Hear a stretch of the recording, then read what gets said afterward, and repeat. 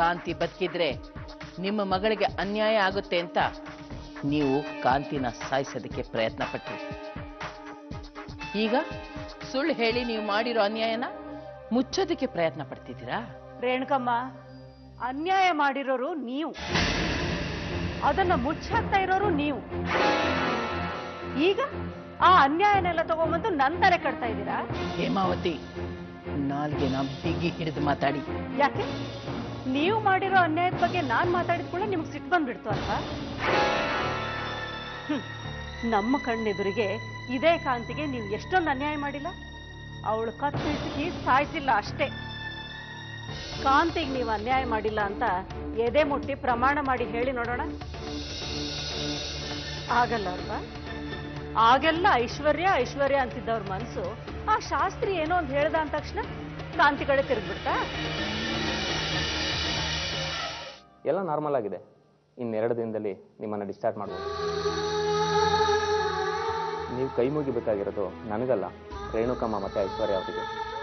ಅವರಿಲ್ಲ ಅಂದಿದ್ರೆ ನಿಮ್ಮನ್ನು ಉಳಿಸೋದು ತುಂಬ ಕಷ್ಟ ಆಗ್ತದೆ. ನೀವು ರೇಣುಕಮ್ಮನವ್ರಿಗೋಸ್ಕರ ಅಷ್ಟೆಲ್ಲ ಮಾಡಿದ್ರಿ, ಅವ್ರ ಪ್ರಾಣ ಉಳಿಸಿದ್ರಿ. ಅವರು ಕೂಡ ಅಷ್ಟೇ ಪ್ರೀತಿಯಿಂದ ಅದನ್ನೆಲ್ಲ ತೀರಿಸಿದ್ದಾರೆ. ನಿಮ್ಮ ಟ್ರೀಟ್ಮೆಂಟಿಗೆ ದುಡ್ಡು ಕೊಟ್ಟಿದ್ದೆಲ್ಲ ಅವರೇ. ನಿಜ ಹೇಳಬೇಕು ಅಂದರೆ ನಿನ್ನೆ ರಾತ್ರಿ ಆ ಘಟನೆ ಬಗ್ಗೆ ಕ್ಷಮೆ ಕೇಳಬೇಕು. ಕ್ಷಮೆ ಕೇಳುವಂಥದ್ದು ಏನಾಯಿತು ಡಾಕ್ಟರ್? ನಿನ್ನೆ ರಾತ್ರಿ 11 ಗಂಟೆ ಅಷ್ಟೊತ್ತಿಗೆ ನಾನು ನಿಮ್ಮ ವಾರ್ಡ್ ಹತ್ರ ಬಂದಿದ್ದೆ.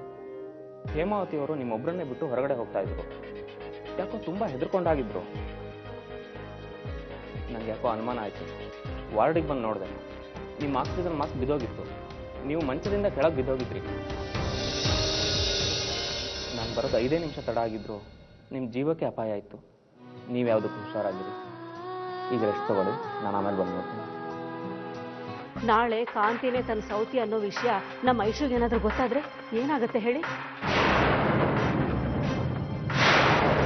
ಅದಕ್ಕೆ ಹೇಳಿದ್ದು, ನನ್ನ ತಪ್ಪು ಹುಡ್ಕೋ ಬದಲು ನಿಮ್ಮ ತಪ್ಪು ಬಯಲಾಗತ್ತಲ್ಲ, ಅದನ್ನ ಹೇಗೆ ಮುಚ್ಚೋದು ಅಂತ ಯೋಚನೆ ಮಾಡಿ ಮೊದಲು.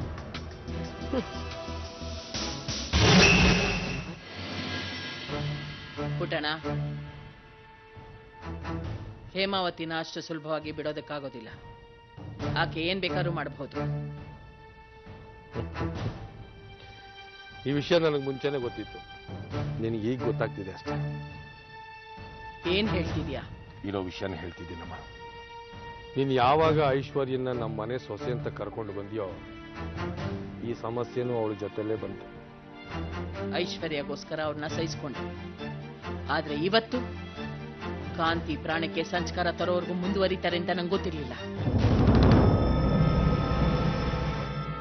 ಅಳಿನಾಗೋನಿಗೆ ಒಂದು ಮದುವೆ ಆಗಿದೆ ಅಂತ ಗೊತ್ತಿದ್ದು ಮಗಳನ್ನ ಕೊಡಕ್ಕೆ ಮುಂದೆ ಬಂದಾಗಲೇ ಅವ್ರು ಎಂತೋರು ಅಂತ ನಿನಗೆ ಅರ್ಥ ಆಗ್ಬೇಕಾಗಿತ್ತು.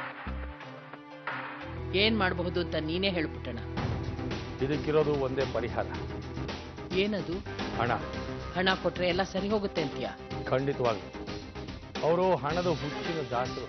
ಹಾಗೆ ಮಾಡೋಣ. ನನಗೆಲ್ಲ ಒಂದು ಕನಸು ಅನ್ನಿಸ್ತಾ ಇದ್ದೀವಿ. ಐಶ್ವರ್ಯಕ್ಕೆ ಅನ್ಯಾಯ ಆಗಿದೆ ಪಾಪ.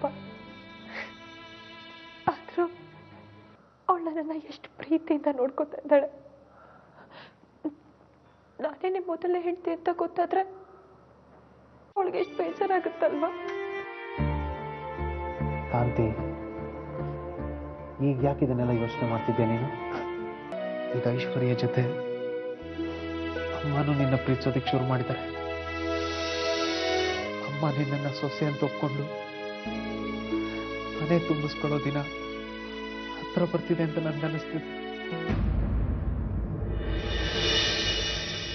ನನ್ನನ್ನು ಆ ಮನೆ ಸೊಸೆ ಅಂತ ಅತ್ತೆ ಒಪ್ಕೊಂಡ್ರೆ ನಾನೇನೋ ಸಂತೋಷವಾಗಿದ್ಬಿಡ್ತೀನಿ. ಆದರೆ ಐಶ್ವರ್ಯ ಜೀವನ ಹಾಳಾಗುತ್ತೆ. ಇಲ್ಲ, ಅವಳಿಗೆ ನೋಡ್ಕೊಡೋ ಅಧಿಕಾರ ನನಗಿಲ್ಲ. ಹಾಗಾಗದೇ ಇರ್ಲಪ್ಪ.